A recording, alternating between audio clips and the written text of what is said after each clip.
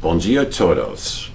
I hope your conference is off to a fine start and you've had the opportunity to enjoy one of the world's truly great cities, Sao Paulo, Brazil.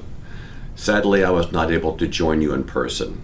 That said, I am deeply honored and grateful to ALTA and Mr. Jose Boteo for inviting me to share with you part of this day and for giving me the opportunity to offer some thoughts regarding safety culture in the modern world. Before I begin, however, I would like to take a moment to acknowledge those with whom I share today's virtual stage. Director President Noman from Anaki, FAA Administrator Nolan, you both have a tremendous responsibility to your citizens and to millions of air travelers throughout the world. You are to be congratulated for the skill and attention with which you and your respective organizations discharge your duties and for the results you have each achieved on behalf of the global air transport community. My sincere thanks to you both. Like many of you, I have spent my career in aviation as a practitioner, advocate, and someone who has worked tirelessly to shape airline safety policy. Over the course of many years, I have come to believe an essential truth. That is, accidents don't occur because organizations lack a safety culture. In fact, every entity in our business has, for better or worse, a safety culture. The real question is that culture an asset or a liability? Does your safety culture support or undermine your safety goals? Does it help or hinder you in meeting the expectations of the public you serve?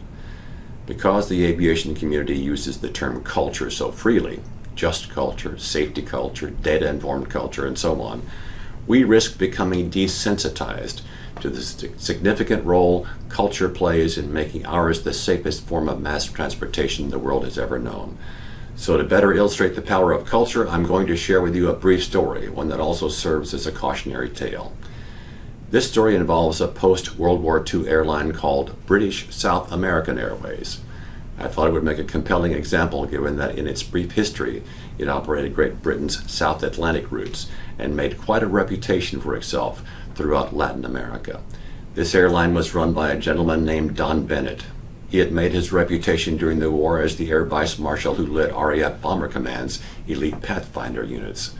The pilots he commanded in war and would later hire to serve in his peacetime airline were among the most skilled and experienced aviators to be found anywhere.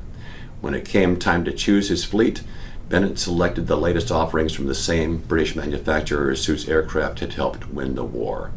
Here, it would seem, we have the good recipe for success.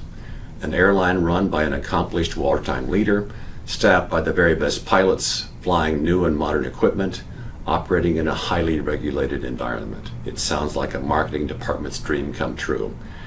But what are the results? Well, even for the standards of the day, they were, to say the least, alarming. In its 3 years of existence, BSAA lost nearly a third of its fleet to accidents while conducting passenger carrying operations. Based on what I've told you, this would seem a most unlikely outcome. That is, until you study the matter a bit more closely. As is so often the case, the problems here began at the top, starting with Air Vice Marshal Bennett himself. Bennett was by any measure a great pilot, and he knew it. His unwavering belief in his own greatness fueled strong contempt for regulations and the people who wrote and enforced them. Years of near-miss flying had convinced him of the infallible nature of his own judgment and reinforced the notion that bravery would always carry the day. Not surprisingly, when it came time to hire pilots, he chose to emphasize heroics over prudence and good judgment. His pilots were the very best, their skills forged in wartime flying where risk-taking was a requirement.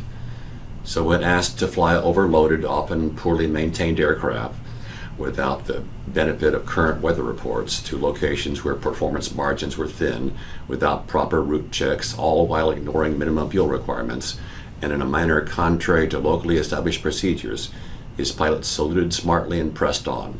No one stopped to consider that for the last carrier Bennett managed, a 1 in 20 loss rate was expected and acceptable. And what of the regulator who oversaw BSAA? Governments throughout South America lodged formal complaints via the British embassies in their countries. The problems were known, but ignored for sake of political expedience, until, of course, they could no longer be ignored. So what lessons should we take from this story? For starters, we cannot overstate the importance of leadership in shaping any organization's safety culture. Absent an unwavering commitment from the very top, the venture is doomed to failure. The next lesson is that negative safety cultures arise from the actions, inactions, and attitudes of people throughout any organization. This means we cannot equip our way around a dysfunctional safety culture. We cannot throw money or technology at it.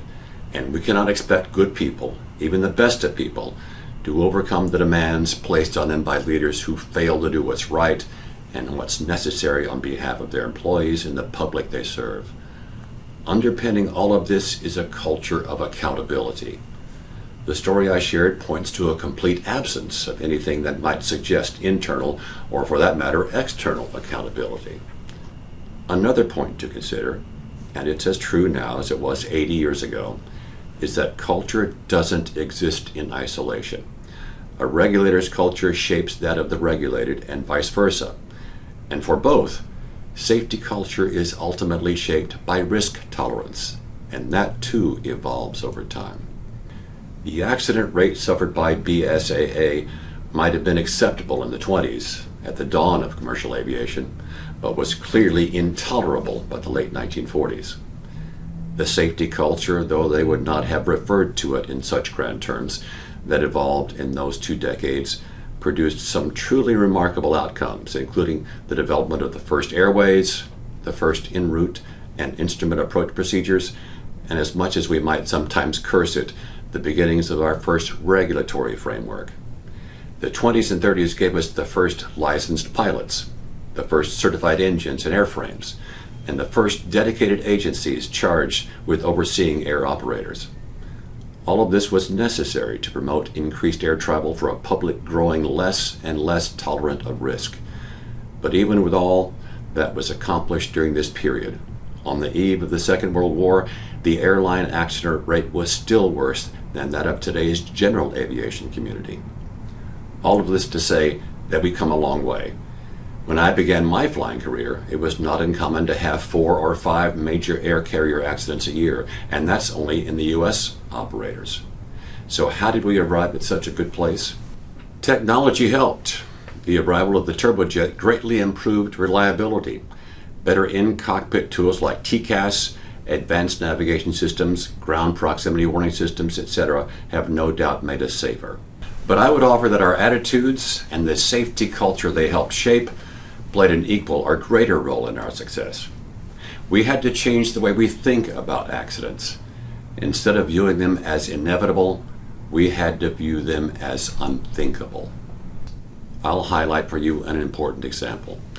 One of the biggest and most beneficial safety evolutions I've witnessed during my career involves the manner in which we have embraced failure analysis.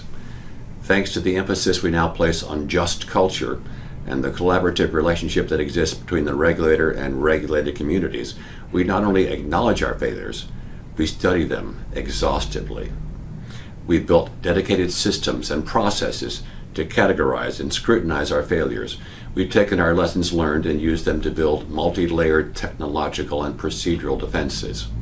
Our regulations, standards, procedures, and methods of oversight all reflect the realization that honest introspection is the only way to move the safety needle.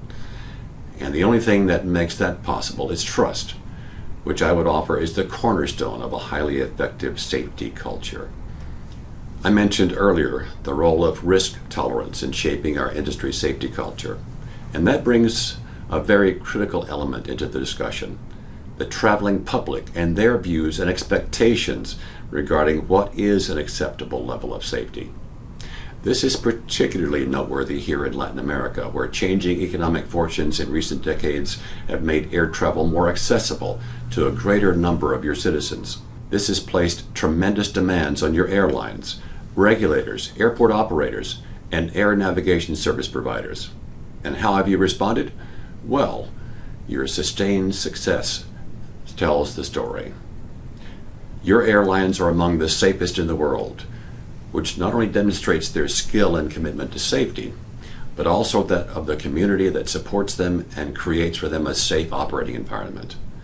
And this safe environment has been shaped in no small part by the regulatory landscape.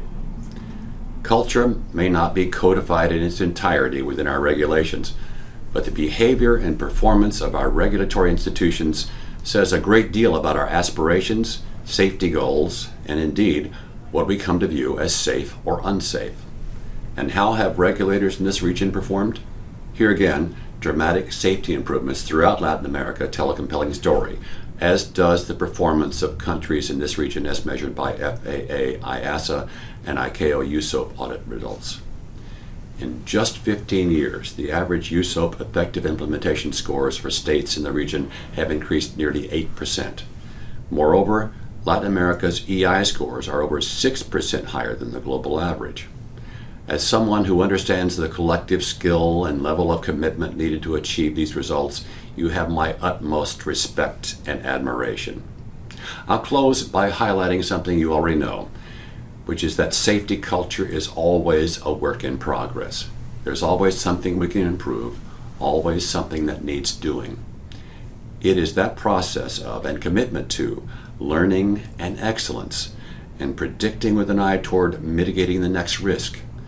That is what defines our safety culture and defines us as professionals with a sacred charge and defines our commitment to each other and the people we serve.